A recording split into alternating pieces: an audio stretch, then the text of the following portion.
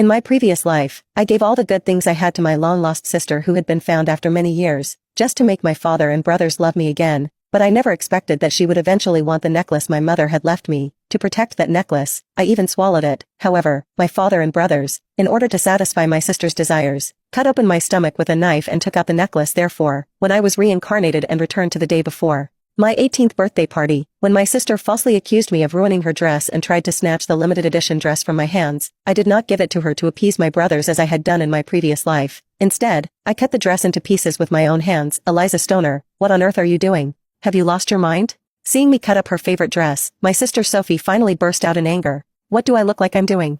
I'm just cutting up a dress, didn't Dylan, and you see it with your own eyes? Why are you so upset? I replied nonchalantly. Dylan's eyes nearly popped out of his head. You're asking me that? That dress was custom made for your coming-of-age ceremony by Benedict and me. You cut it into pieces? Because no one wants it, I said coldly. I don't want it, Sophie doesn't want it, and since no one wants it, it has to be thrown away. Who said I don't want it? Sophie nearly screamed. She had only refused the dress earlier to avoid arousing Dylan's suspicion, but she never expected me to be so cruel. She had planned to wear that dress at her own coming-of-age ceremony, but now it was ruined because of me. It was the most expensive and exquisite dress in Hassan City, unparalleled. When did you ever say you didn't want it? Dylan's anger grew fiercer. You said you liked it, you said you treasured this dress.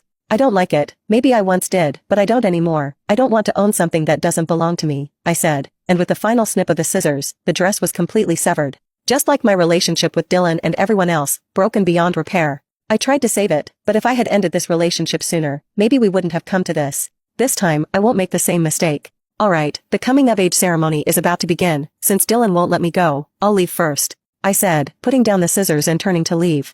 Dylan stared at the scattered fabric, his voice sharp and accusatory. This is all Benedict's fault. He spoiled you rotten, and now look at you, trampling on your brother's feelings. What's next? Are you going to overturn everything? He thought his words would move me, but I didn't care at all. I turned my back to him, not even glancing at him. Fine. Dylan was so angry he was almost out of control. Now you think you can take it out on me? Just wait and see.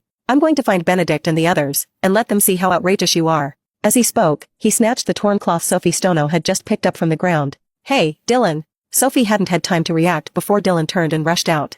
Sophie hesitated for a moment before deciding to follow. After they left, I closed the window and turned around, seeing a man standing quietly at the door. When I recognized him, a surge of pure hatred welled up inside me. My voice was as cold as ice. Hey, Benedict. He walked into the room, every movement exuding elegance. His face was handsome and noble. This was Benedict, the Duke's eldest son, my brother. Eliza, his voice was icy and piercing. Do you know what you've done? Benedict's gaze locked onto me, cold and sharp enough to take my breath away. I had always thought it was just because he was tall and naturally intimidating. But when I saw him kneel down to listen to Sophie's complaints,